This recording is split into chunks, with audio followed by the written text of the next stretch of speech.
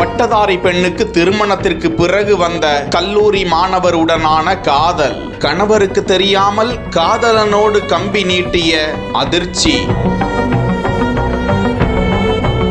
ஜோடியுடன் வந்த லேடியை பிடித்து பிடின்னு பிடித்த பெற்றோர். அலறி அடித்து ஓடிய மாணவர்.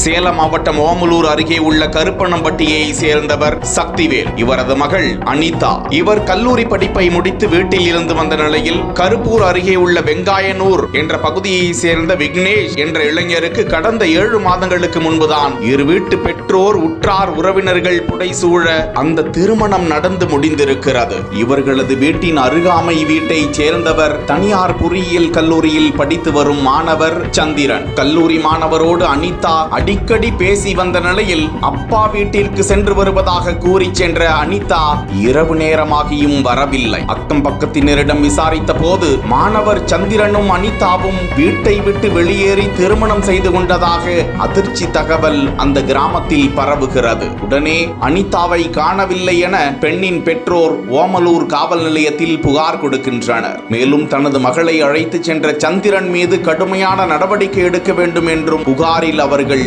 குறிப்பிட்டனர். இதை அறிந்த அனிதா காவல் நிலையத்திற்கு சந்திரனோடு வருகை தந்திருக்கிறார். அங்கு கடுமையான ஆத்திரத்தில் அமர்ந்திருந்த அண்ணன் சக்திவேல் மற்றும் உறவினர்கள் எங்களது மானத்தை இப்படி வாங்கிவிட்டாயே என அனிதாவை கடுமையாக தாக்கினார்களாம். காவல் நிலையத்தில் பெரும் பரபரப்பு ஏற்பட போலீசார் அங்கு கூச்சல் குழப்பத்தை தடுத்து கொண்டிருந்த போது பயந்து போன மாணவர் சந்திரன் அங்கிருந்து ஓடிவிட்டாராம். தொடர்ந்து அனிதாவை காவல் நிலையத்திற்கு அழைத்து சென்று விசாரித்து வரும் போலீசார் மாணவர் சந்திரனை தேடி வருகிறார்களாம். 1 வருடமாக வீட்டில் வளர்க்கப்பட்டு வந்த மண்ணுள்ளி பாம்பு.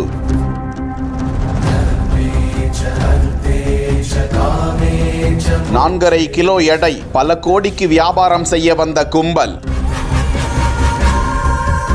மண்ணுள்ளி பாம்பு உண்மையிலேயே விலை போகுமா? எதற்காக யார் அதனை விற்பனை செய்கிறார்கள்? விருதுநகரில்தான் வீட்டில் வைத்து மண்ணுள்ளி பாம்பை வளர்த்து வந்த நபர் உட்பட 6 பேரை வனக்குற்ற புலனாய்வு துறையினர் கைது செய்திருக்கிறார்கள். இது குறித்து வனத்துறை அதிகாரிகள் வெளியிட்டுள்ள தகவலில் விற்பனைக்காக வீட்டில் மண்ணுள்ளி பாம்பை வளர்த்து வருவதாக, அதனை விற்பனை செய்ய முயல்வதாக மதுரையில் செயல்பட்டு வரும் வனக்குற்ற புலனாய்வு பிரிவினர் மற்றும் ஸ்ரீவில்லிபுத்தூர் வனத்துறையினருக்கு ரகசிய தகவல் கிடைத்திருக்கிறது. வனக்குற்ற புலனாய்வுத்துறை ரேஞ்சர் சசிதரன், ஸ்ரீவில்லிபுத்தூர் ரேஞ்சர் கார்த்திக் தலைமையிலான வனக்காவலர்கள் மற்றும் வனவர் பொன்னம்பலம், வனக்காப்பாளர் பெரியசாமி தலைமையிலான அதிகாரிகள் 50 வயதுடைய சுரேஷ் என்பவரது வீட்டை சுற்றி வளைத்தனர். வீட்டுக்குள் சென்று சோதனை செய்த போது சுமார் 4.5 கிலோ எடையிலான மண்ணுள்ளி பாம்பு கைப்பற்றப்பட்டது. தொடர்ந்து சுரேஷுடன் வீட்டில் இருந்த மேலும் சிலரையும் வனத்துறையினர் பிடித்து விசாரித்த போது கோடி கணக்கில் விலை பேச வந்தவர்கள் என்பது தெரிய வந்திருக்கிறது. சுரேஷ் உட்பட 6 பேரையும் வனத்துறையினர் கைது செய்தனர். மண்ணுள்ளி பாம்பு என்பது